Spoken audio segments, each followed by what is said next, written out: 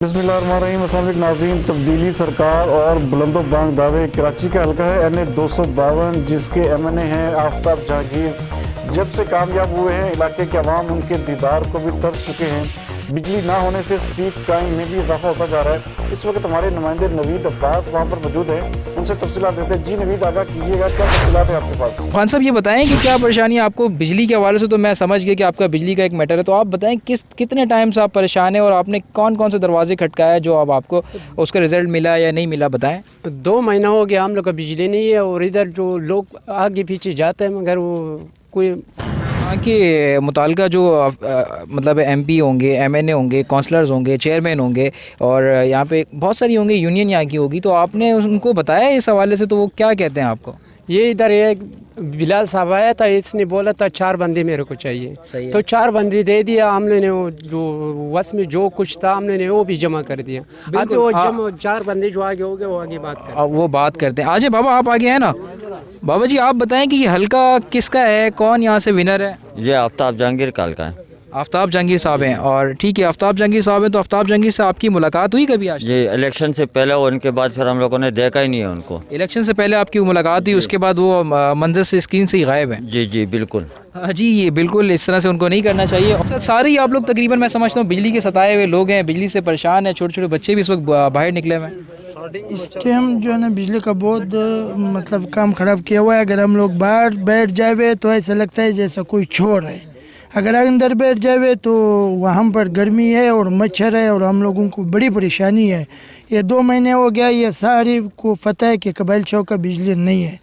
और इसमें और बल्कि आप तो सही कह रहे हैं कि चलें, आप तो इस तरीके से जेंट्स हैं, बाहर आ जाते हैं, तो घर पे जो बच्चे हैं, फैमिलीज़ हैं, उनके लिए क्या होगा? वो तो घर में रहने वाले लोग हैं। बिल्कुल इस तरह से हम कोशिश करके और लोगों से भी बात करेंगे। जी बिल्कुल, इस वक्त हमारे साथ और भी इलाके के मौजूद और लोग मौजूद हैं, हम इनसे भी बात करेंगे। अस्सलाम वालेकुम। वालेकुम सलाम सर जी, अल्हम्दुलिल्लाह। जो इधर मैंने मीडिया का भी बंद देखा है। आपने इससे पहले कभी मीडिया देखा ही नहीं है यहाँ पे?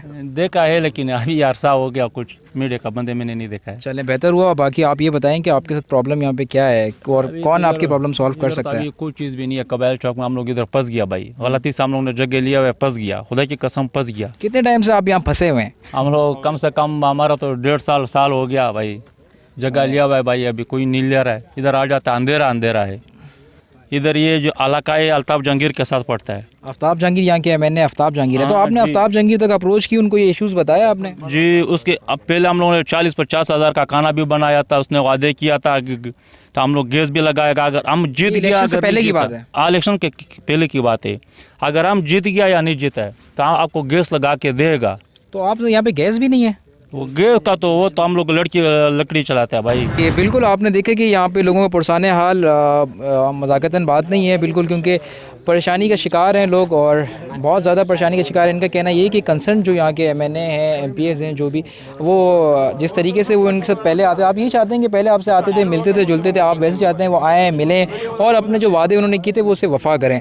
और इसी हवाले से यहाँ पे बहुत छोटे छोटे बच्चे देख के दिल दुखता है कि जब हम एक लाइटों में रहते हैं और जब लोग, मैं आप बुरा लगेगा लेकिन मैं समझता हूँ कि एक जंगल का समय है यहाँ पे तो लग ही नहीं रहा है कि लोग बसते हैं, क्योंकि जंगल का समय है। पीछे PMTs लगी हुई हैं, आपके पास केबल हुई हुई है, वायरिंग हुई हुई है, सारी चीज़ें जो मौजूद हैं, लेकिन जब आप उसका फ़ायदा ही ना उठा सकें, वो आपकी किसी काम ही ना आ सकें, तो उनका क्या करना। जी मैं कोशिश करूँगा कि इस प्लेटफार्म से आप उनको सुने और आपके इस मसले का जल्द से जल्द जो मौसर इसका हिकमत अमली बनाएं और या इसे ख़त्म करें, जैसे भी करके आपको रिलीफ इंशाअल्लाह ताला मिलना चाहिए और आप डिज़र्व करते हैं। जी